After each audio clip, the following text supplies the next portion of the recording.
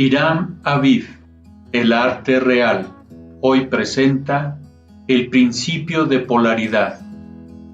Todo es doble, todo tiene dos polos, todo su par de opuestos. Los semejantes y los antagónicos son lo mismo. Los opuestos son idénticos en naturaleza, pero diferentes en grado. Los extremos se tocan. Todas las verdades son medias verdades. Todas las paradojas pueden reconciliarse. Este principio encierra la verdad de que todo es dual, todo tiene dos polos, todo su par de opuestos, afirmaciones que son de otros tantos axiomas herméticos. Explica y dilucida las antiguas paradojas que han dejado perplejos a tantísimos investigadores y que literalmente decían: la tesis y la antítesis son idénticas en naturaleza, difiriendo solo en grado. Los opuestos son idénticos en realidad, diferenciándose en su gradación. Los pares de opuestos pueden conciliarse, los extremos se tocan. Todo es y no es al mismo tiempo. Toda verdad no es sino media verdad. Toda verdad es medio falsa.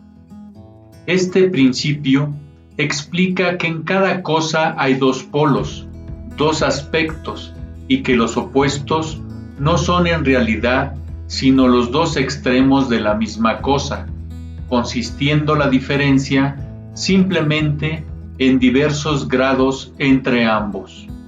El calor y el frío, aunque opuestos, son realmente la misma cosa, consistiendo la diferencia simplemente en diversos grados de aquella. Mirad un termómetro y tratad de averiguar dónde empieza el calor y dónde termina el frío.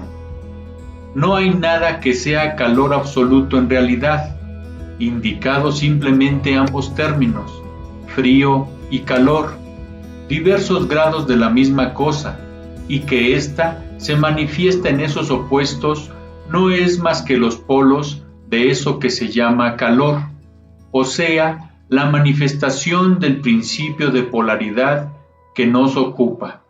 El mismo principio se manifiesta en la luz y en la oscuridad, las que en resumen no son sino la misma cosa, siendo ocasionada la diferencia por la diversidad de grado entre los dos polos del fenómeno. ¿Dónde termina la oscuridad y dónde empieza la luz? ¿Cuál es la diferencia entre grande y pequeño? ¿Cuál entre duro y blando? ¿Cuál entre blanco y negro? ¿Cuál entre alto y bajo? ¿Cuál entre positivo y negativo? El principio de polaridad explica esta paradoja. El mismo principio opera de idéntica manera en el plano mental. Tomemos, por ejemplo, el amor y el odio, dos estados mentales completamente distintos aparentemente, y notaremos que hay muchos grados entre ambos, tantos que las palabras que nosotros usamos para designar agradable y desagradable se esfuman una en la otra, hasta el punto que muchas veces somos incapaces de afirmar si una cosa nos causa placer o disgusto. Todas no son más que gradaciones de una misma cosa, como lo comprenderéis claramente por poco que meditéis sobre ello. Y aún más que esto, es posible cambiar o transmutar las vibraciones de odio por vibraciones de amor en la propia mente y en la mente de los demás, lo que es considerado como lo más importante por los hermetistas. Muchos de los que escuchéis esto habréis tenido experiencias en vosotros mismos y en los demás de la rápida e involuntaria transición del amor en odio, y recíprocamente. Y ahora comprenderéis la posibilidad de efectuar esto por medio del poder de la voluntad de acuerdo con las fórmulas herméticas. El bien y el mal no son sino los polos de una misma y sola cosa, y el hermetista comprende y conoce perfectamente el arte de transmutar el mal en el bien, aplicando inteligentemente el principio de polaridad.